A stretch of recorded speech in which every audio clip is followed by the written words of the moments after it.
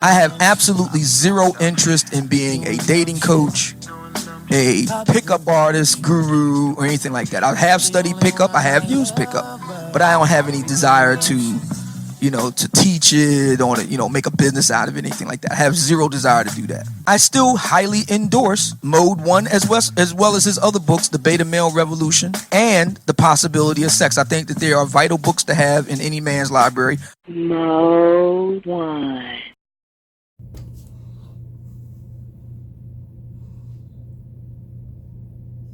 Why am I making this face? Why?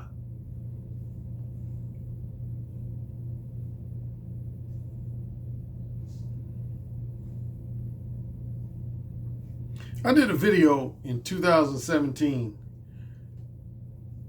that was titled ARC covers something like, I don't know the exact title now. It was something to the effect of ARC covers man's objectives from both angles. From both angles. And what did I mean by that, and why did I do that video? Because this is related to that last video, as you know, when I did my rant, my really angry rant, the one where I said I'm the king of the manosphere. One of the things that provoked that video is because some guy was on a live stream saying that he said, I like Alan Roger Currie. I respect Alan Roger Currie, which was a good thing. He said, I like Alan Roger Currie. I respect Alan Roger Currie. But he said, the problem I have with Alan Roger Currie is he only gives advice to men related to how to get some pussy, but he doesn't give advice to men related to what women to avoid trying to date or fuck. And I'm paraphrasing his words, even one of those exact words, but essentially that's what he said. And so in that Angry Rant video, I said, this guy obviously didn't do what's known as his due diligence. Due diligence means you've done your homework on somebody before you comment on them, or your homework on an issue before you commented on it. That if you speak on something, on a person, or an event, or an issue, but you haven't done your proper homework or haven't done your proper research, then in legal jargon, that means you haven't done your due diligence. You haven't done your due diligence. And this brother, he hadn't done his due diligence. Because again, to repeat what I said in that video, man, The Possibility of Sex was arguably the first major book in the manosphere that's exclusively centered around what type of women to avoid, both for casual sex and for long-term romantic relationships and marriage. I mean, if I'm wrong on that, prove me wrong. Name a book that came out. That book, I published that book in October of 2012, Possibility of Sex. And actually, technically, I had elements of that book, certain portions of that book was published as early as March of 2009 in my book called Upfront and Straightforward, Let the Manipulative Game Players Know What You're Really Thinking. Yeah, I would say at least, 1/4 to 1/3 of the material that you'll find in my March 2009 book called Upfront and Straightforward, Let the Manipulative Game Players Know What You're Really Thinking was also in The Possibility of Sex, which was published in October 2012. So, name a book that came out at minimum before October 2012 and at maximum before March 2009 that exclusively, keyword exclusively. And the reason I say that is because there had been some books that came out where an author might have, had one chapter or maybe even two chapters that centered around certain women you should be wary of, cautious of, generally try to avoid. But as far as a book exclusively dedicated to that, I would argue that The Possibility of Sex was the first book in the manosphere that came out along those lines. And then, of course, my other book, The Beta Male Revolution. Beta Male Revolution highlights, number one, why the dating scene in blunt terms seems to be so fucked up. Why the dating scene seems to be so fucked up now. When the reality is, I'm going to tell you the reality, and I've either said this or alluded to it before. It's not so much that the dating scene is more fucked up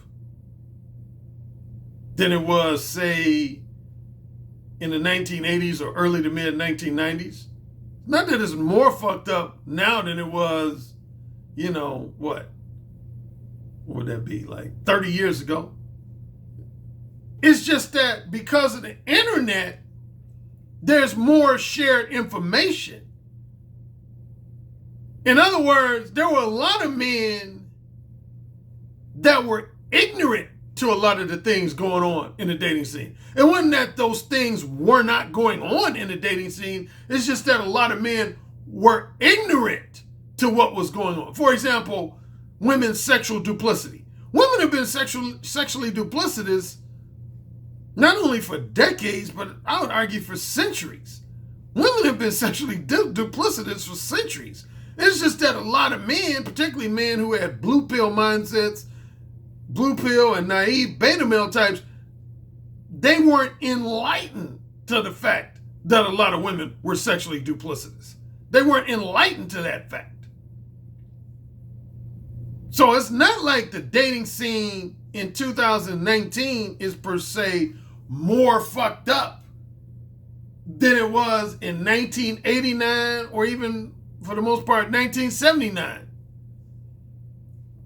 Is that because of the internet, more men are enlightened over what I refer to as the true nature of women. Either the true sexual nature of women, more specifically the true sexually duplicitous nature of women, as well as their true manipulative and materialistic nature. But the nature has always been there. It's just that a lot of men weren't hip to it.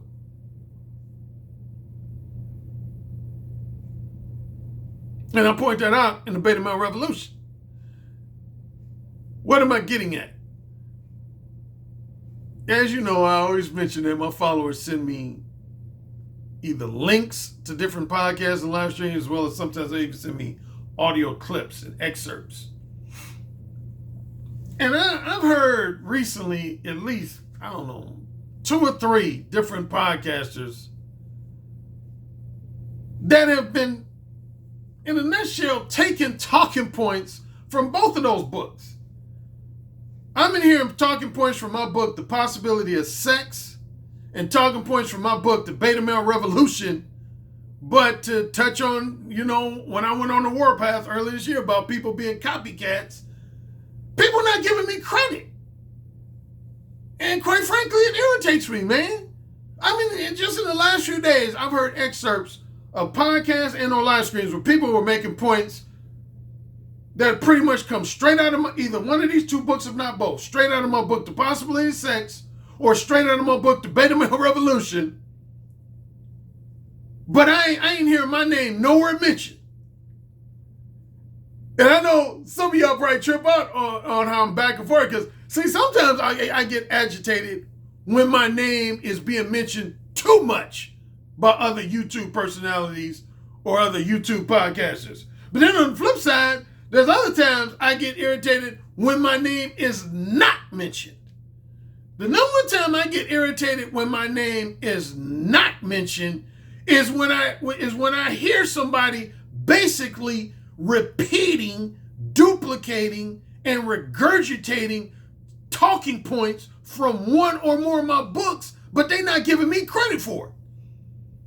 And there's a lot of people, I've noticed, man, there's a lot of people on YouTube that are basically discussing issues that for the most part I've already covered in the Beta Male Revolution, but they almost act like the Beta Male Revolution don't even exist. Like, guys are on their different channels and podcasts saying stuff like, hey, today's a new day, and romantically and sexually frustrated beta males, we're not going to take this anymore. We're not going to take how we're mistreated by women, how we've been manipulated by women, how we've been overlooked and ignored by women. We're going to rise up. Nigga, I said that shit already in the Beta Male Revolution. I said that shit in the Beta Male Revolution. Why do you think I wrote that fucking book?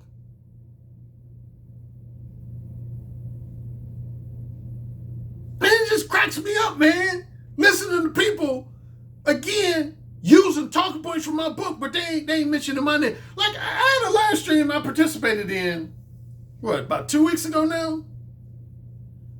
Where there was a guy who was in the live stream who I had heard said he loved my book but didn't care for me. So I was on the live stream directly, and I asked him directly. I said, so what's this I hear you like my book? And he did. He acknowledged it. He said, yeah. And see, there's been a few guys in the manosphere who've said this, either to me directly or they've said it on somebody's podcast or live stream. Here's the problem where a lot of guys have with me, particularly in relation to my book, The Beta Male Revolution. I'm going to first use an analogy. Let's say you had a guy, a health and fitness trainer. A guy who's a nutritionist, combination of a nutritionist and a health and fitness trainer, and he wrote a book about the frustrations of having diabetes, the frustrations of having high blood pressure, the frustrations of being overweight, obese, and every ailment that obesity ends up resulting in. Okay? So let's say you had a guy who wrote that book, but the one problem was a percentage of his readers said, hey, let's call the guy Frank. Hey, Frank, I enjoyed your book, but let's be real, man. You're a health and fitness trainer with a slim, athletic physique, and from what I know about your history, you've always had a slim, athletic physique. So who are you to write a book about the challenges and frustrations of being obese, or of having type 1 or type 2 diabetes, or having high cholesterol, or having high blood pressure and heart disease, when you've never actually experienced those things? Who are you to write that book? And those readers might try to argue he doesn't have the credibility to write a book like that, since he's not. Matter of fact, speaking of that, there were, I don't know these guys' names off the top of my head, but there actually have been at least two, I want to say, at least two and as many as 3 guys who were health and fitness trainers that purposely, I remember reading about this, they purposely allowed themselves to gain anywhere from 50 to 100 pounds so that they can become more relatable to their readers. Because I'm assuming they were getting criticisms like that. And see, that's the problem that a lot of guys have with me with the Beta Male Revolution. The number one criticism I hear from guys, either directly or I hear them say it on somebody else's podcast, somebody else's channel, they'll say, Alan Roger Currie, man, I like his book, The Beta Male Revolution, but to me, he shouldn't have wrote that book. And what they'll go on to say is basically, Alan Roger Currie, for most of his adult life, he's been like a ladies' man. He's been like a popular ladies' man. He's been like a successful and prolific womanizer. He don't truly know the challenges of being rejected and ignored by women. He don't really know the challenges of being repeatedly cheated on by his wife, fiance, or long-term girlfriend. He don't really know the challenges and frustrations of being treated like a non-select male. Shout out to Ron Wills. He don't know the challenges of being, the frequently manipulated beta male. Why is he writing that book?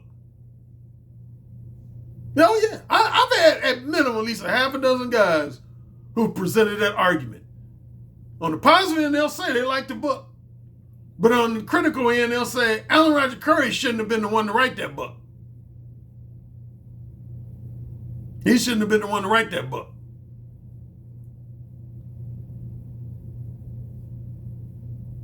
But here's the problem. I did. And ain't shit you can do about it. I did write the book. If you guys who are self-proclaimed romantically and sexually frustrated beta males wanted to write a book similar to the beta male revolution, my simple question is, why didn't you? Why didn't you? Because that was the last book I wrote. I didn't publish that book until June of 2016. The internet been around since about 1997, 1998. Self-publishing has been around for just as long, if not a little longer. So why did it take me to write the beta male revolution for a lot of you guys to start talking about the talking points that are in the beta male revolution? Huh? That's what I want to know. Why has it just been in the last roughly 2 years that guys have been using a lot of my talking points from the possibility of sex and the beta male revolution? Before January of 2017, hardly anybody was using the talking points that I have in the possibility of sex and the beta male revolution. Hardly anybody. Prove me wrong. Prove me wrong. Prove me wrong. Show me some ebooks. Show me some paperbacks. Show me some freelance articles.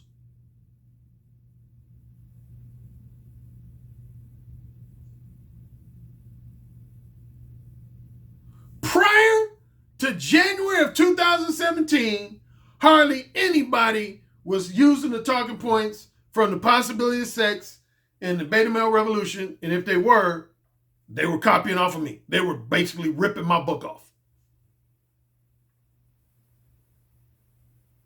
Again, the possibility of sex was published in October 2012. Show me something that was published before then. Show me some audio video podcasts where people are discussing the same things. Beta Male Revolution was published in June of 2016. Show me some stuff that was discussed before then. But now, everybody and their mama, particularly in the black side of the manosphere, I'd say to a lesser extent among non-black members of the manosphere, but definitely in the black aspect of the manosphere. Beta Male Revolution has been written, fellas. If you're gonna borrow my talking points, give me my credit, man. But don't talk as if that book don't exist, which is what at least 2 or 3 of y'all been doing over the last week or so. Y'all been talking about shit from the Beta Male Revolution as if the Beta Male Revolution ain't out there. As if it ain't out there. It would be like me hearing guys talking about verbal seduction and kinky dirty talk as if Ooh Say It Again ain't been published. Or people talking about bold, confident, ultra straightforward, direct verbal game as if More Want ain't been published. See what I'm talking about when I'm talking about that previous video where I said, I feel like James Brown, give me my goddamn respect? Are we talking about shit from my books and you ain't giving me my credit?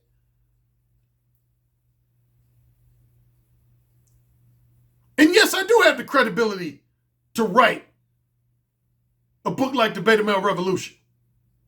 I very much do. See, I don't have to be a guy who had his wife cheated on him if I was the one fucking the married woman. I know that there was the other side to it. If I fucked the married woman, then I know what the frustration is on the other end. Matter of fact, in some cases, I know more about the situation than the guy who's being cheated on. Because a lot of times those guys don't know. Like most of the married women I fucked, their husbands didn't know that I was fucking them. I would argue most, if not all of them to this day, they don't know that I fucked their wife. They don't know.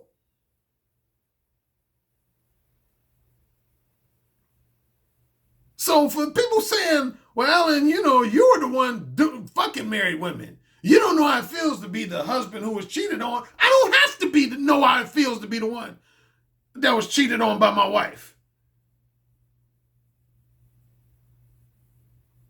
To have perspective.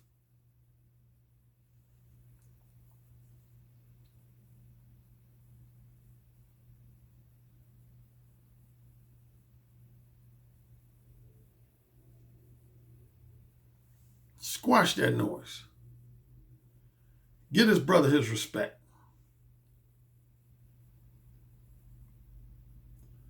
Give his brother his respect.